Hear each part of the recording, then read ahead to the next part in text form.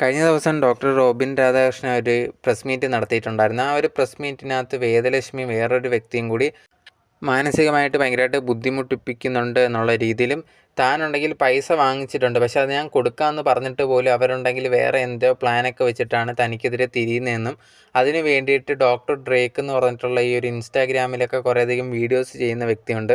ആ ഒരു വ്യക്തിയെ കൂട്ടുപിടിച്ചുകൊണ്ട് തനിക്കെതിരെ സംസാരിക്കുകയാണ് എന്നുള്ള രീതിയിലൊക്കെ ഈ ഒരു റോബിൻ പ്രസ് മീറ്റിൽ വന്ന് സംസാരിച്ചിട്ടുണ്ടായിരുന്നു.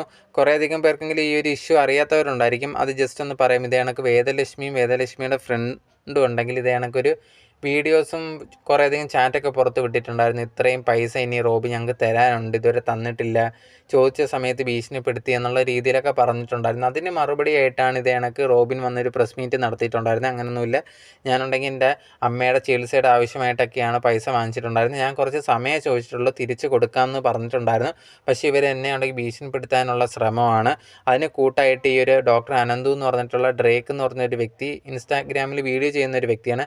ആ ഒരു വ്യക്തിയെ കൂടെ ചേർത്താണ് എനിക്കെതിരെ പറയുന്നതെന്നുള്ള രീതി പറഞ്ഞിട്ടുണ്ടായിരുന്നു.